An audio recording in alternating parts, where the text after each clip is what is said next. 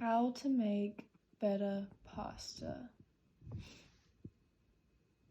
There are a few things that make this my favorite pasta to prepare. One being it is so simple and easy, and the possibilities with it are endless. The things you need, the prep time, and the finishing touches are so simple to complete.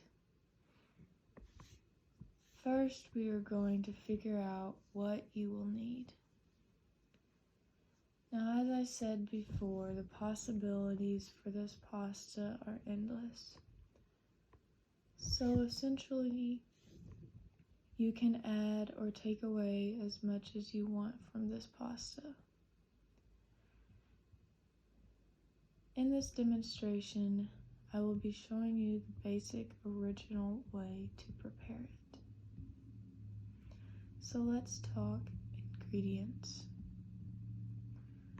First, just pick a pasta of your choice. Personally, I like to use bow tie pasta.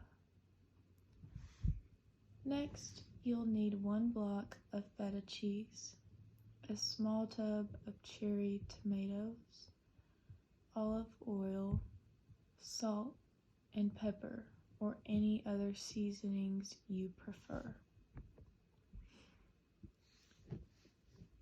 Now, we are going to prepare the pasta. Start by preheating your oven to 350 degrees. Next, set a pot of water on the stove at medium heat to boil. While waiting on this, rinse and wash your cherry tomatoes to make sure they are completely clean.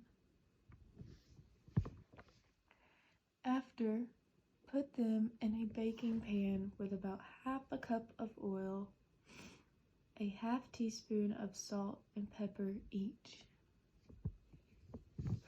While doing this, keep an eye on your water. Mix this together so all the tomatoes are coated in the oil and seasonings. Next, place your block of feta cheese in the middle of the tomatoes, as well as add a bit of minced garlic around the cheese. This will provide a lot of flavor.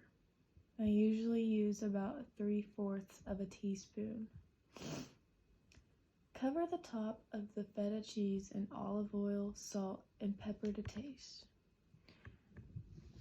Once your oven is preheated, place this in the oven for 35 minutes or until the cheese is melted and the tomatoes are cooked. While doing this, pour your pasta in the boiling water with a few tablespoons of salt. Keep a close eye on this while the pasta is cooking so that it doesn't stick to the bottom of the pot. Make sure to keep a good stir going to prevent this. I recommend stirring the pasta at least every 5 minutes. After your pasta is cooked, you can tell this when you bite into a noodle and it is nice and soft. Drain out the water, but keep a cup of the pasta water to the side. Next, check on your tomatoes and cheese.